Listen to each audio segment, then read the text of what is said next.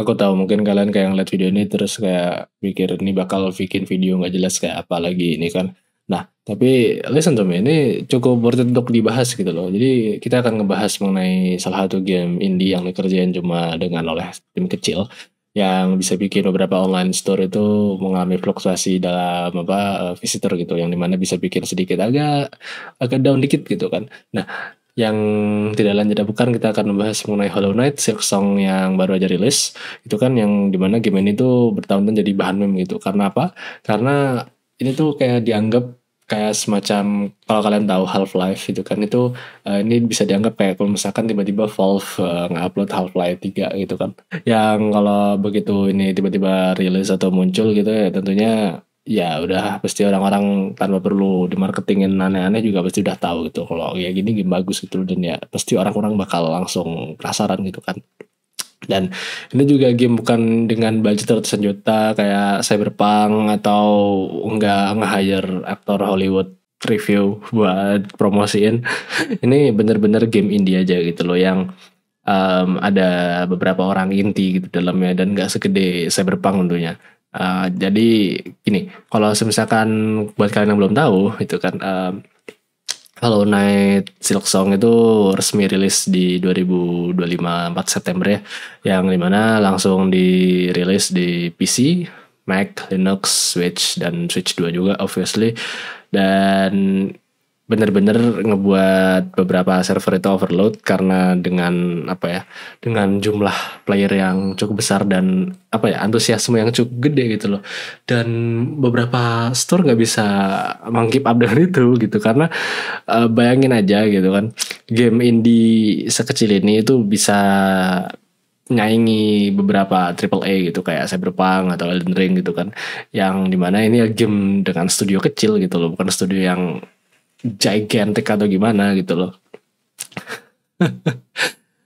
Ya gimana ya, beberapa studio ini juga sampai mundurin tanggal rilisnya gitu loh, karena kalau ngeluarin game bareng Silksong ya pasti bakal kalah pamor gitu kan. Ini sama aja kayak kalian jualan bakpao di depan Coldplay gitu kan, ya kurangan yang peduli juga gitu orang Coldplay yang main gitu kan maksudku. Dan kalau kalian tahu ini secara statistik player count-nya, ini Silksong bener-bener gila sih kalau menurutku, karena bener-bener dalam 30 menit pertama itu Steam udah nyatet kalau ada 100.000 player gitu, concurrent player sih. Jadi secara real time atau bersamaan gitu kan, ada sekitar 100.000 player yang main bersamaan gitu, dan dalam waktu setengah jam aja gitu. Setengah jam itu kayak dari perjalanan, mungkin kalau kalian yang kampus ya itu mungkin kalau rumah kalian agak jauh dikit ya dari kalian ke kampus gitu. Yang dimana jumlah kalau misalkan pemain langsung segini tuh butuh butuh promosi yang cukup besar gitu loh, dan juga dengan atau event spesial yang kayak bener-bener ngepromosiin game ini gitu loh. Dan setelah 4 jam berlalu itu angkanya tuh bisa tembus di 500.000 lebih, bahkan dicatat ini dari sumber yang aku baca di 560.000 main. Itu bikin Silksong itu duduk di peringkat 18 kalau nggak salah dalam sepanjang sejarah Steam gitu. Jadi ini bukan bukan, kalian nggak bisa anggap game ini cuma sebatasnya game indie aja gitu terus kenapa enggak. Ini bener-bener ini kecil-kecil cabai rawit kalau kalian mau tahu. Kalau kalian mau tahu kecil-kecil cabai rawit ya Silksong ini bener-bener dah.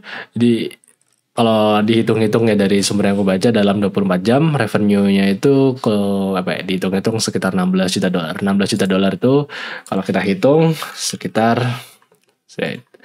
16 juta dolar kalikan let's say 15.000 gitu ya.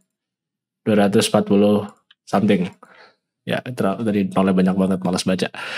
But yeah, that's the point gitu loh. Kayak benar-benar sebrutal itu dan secepat itu gitu kan untuk bisa mendapatkan angka segitu tuh gila, itu fantastis banget gitu loh. Dan aku yakin developer triple A lainnya pasti bakal bilang ke timnya ini kayak, nih lihat Silksong aja kayak gini bisa dapat lebih gitu loh, bisa dapat bisa dapat sales yang lebih baik daripada kita. Makanya Anda sebagai developer triple A yang bener, jangan bikin game yang gak jelas gitu loh. Bikin game gak jelas terus ngamuk-ngamuk kalau game yang gak ada yang mainin. Nggak salah sendiri bikin game mahal-mahal tapi jelek gitu kan.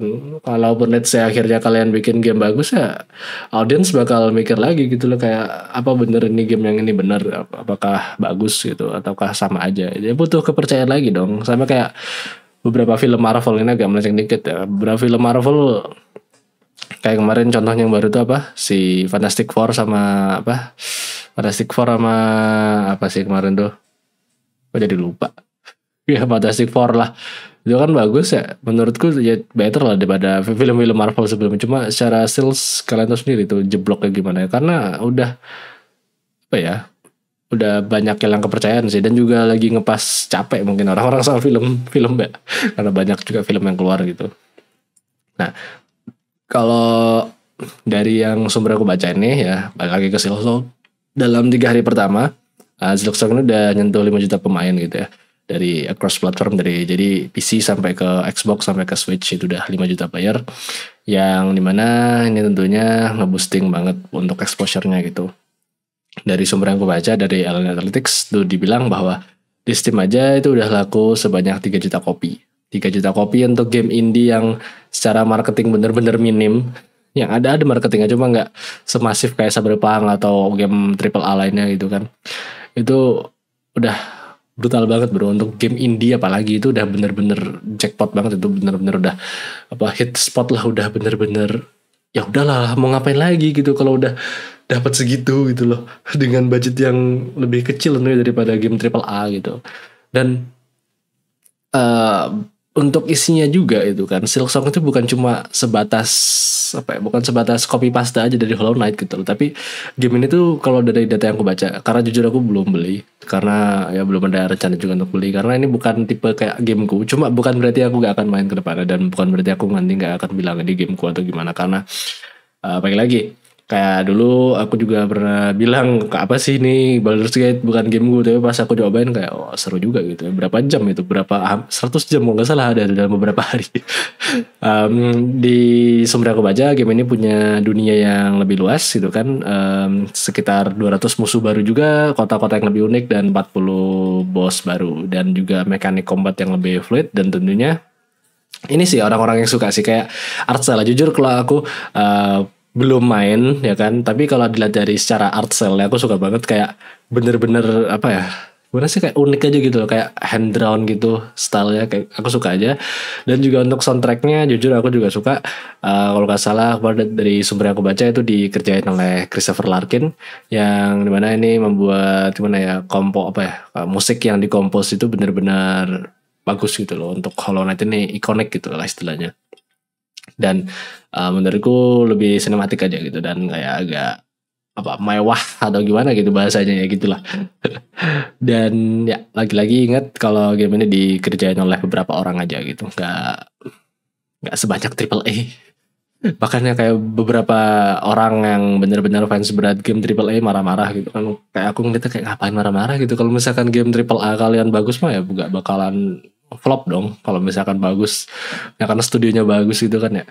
Dan juga untuk apa, Switch 2 ini kalau dari berita yang aku baca juga dapat upgrade pack gratis, jadi visualnya lebih bagus juga ya kan secara looks, dan juga secara hertz, secara refresh rate, dan juga support untuk 120 Hz. Jadi buat kalian yang baru beli apa, konsol generasi baru, entah itu Switch atau Switch 2, ini ya bisa jadi performance boost buat kalian, yang dimana bisa ngebuat gimana ya, bukan performa sih, experience bermain kalian lebih enak gitu, lebih nyaman daripada sebelumnya. Nah kalau nggak salah versi fisik dari Silksong ini bakal keluar 2026 dari sumber yang aku baca. Walaupun beberapa konsol sekarang kalau fisik sama aja kayak online. Jadi kayak bingung gitu ngapain ya kan, mending beli fisik sekalian gitu kalau aku mah daripada download. Tapi juga beberapa kayak PS itu kan sama aja disuruh download sih akhirnya, ya sama aja bohong. Cuma ya by the way kita akan balik lagi ke Silksong, yang dimana ini akan ngebahas mengenai rating, yang dimana kalau ngomongin rating Kalau yang dari aku lihat di Steam ya, ini overwhelming positif, dimana dari puluhan ribu ulasan dan kalian berhasil mendapatkan overwhelming positif itu merupakan hal-hal yang sangat positif ya.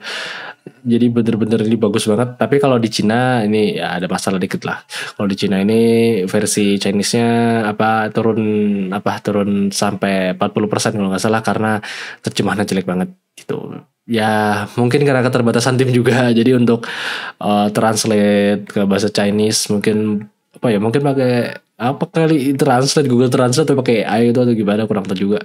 Soalnya banyak yang ngamuk-ngamuk karena katanya translate jelek gitu dan terlalu cringe gitu katanya kalau dibaca. Ya mungkin kalau dalam konteks ini misalkan ditarik ya, mungkin kayak let's say game GTA 6 gitu cuma ditranslate ke bahasa Indonesia, terus ada beberapa istilah yang kalau ditranslate itu kayak aneh gitu, kayak benar-benar nggak sesuai konteks.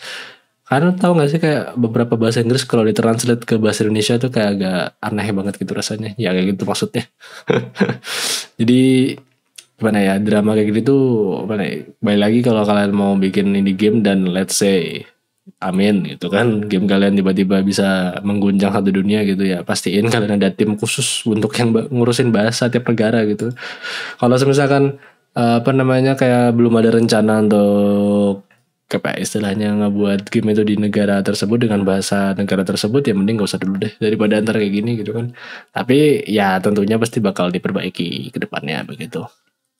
Jadi tentunya game ini tuh ya gak bisa disebut cuma sebatas sebagai game aja sih. Ini game bener-bener bisa ngebuat kayak mungkin publisher triple A itu kan. Publishernya sih biasanya ngerese ya kayak apalah gitu, marketing aneh-aneh lah, terus kayak nentuin harga senak jidat lah gitu. Bayangin harga mahal-mahal tapi gamenya jelek kan, ya siapa orang mau beli gitu kan. Orang mau beli lagi ke depannya kan kayak apa sih ini, ntar kalau diskon gitu mikirnya gitu. Bayangin aja harganya kalau nggak salah kemarin berapa sih kalau di Indonesia harganya? Wait, Silksong. Harganya nih aku lihat nih. Harganya oh boy. Harganya itu kalau bersama soundtrack 200.000, 218. Itu base game sama soundtrack. Dan kalau base game aja 165.000. Bayangin 165.000 daripada beli Upin Ipin Universe, ya kan? Daripada beli Upin Ipin Universe, lebih baik beli Silksong. Sumpah lebih worth it, bro. Dengan harga berapa berarti 5 kali lebih murah ya? Berapa sih Upin Ipin harganya? Itulah pokoknya dengan harga 5 kali lebih murah atau 6 kali lebih murah dapat game sebagus ini, mending Silksong gila. Ngapain beli Upin Ipin? Itulah Silksong yang awalnya kalau nggak salah dari sumber yang aku baca dari proyek DLC aja, tapi jadi game standalone yang legendaris gitu, yang bikin banyak online store kayak Steam beberapa saat itu dapat ya beberapa fluktuatif itulah, agak nge-lag, agak down dikit gitu. Dan juga bisa bikin hampir satu negara kayak negara Cina itu nge-review bom gara-gara translatannya yang kurang benar gitu kan.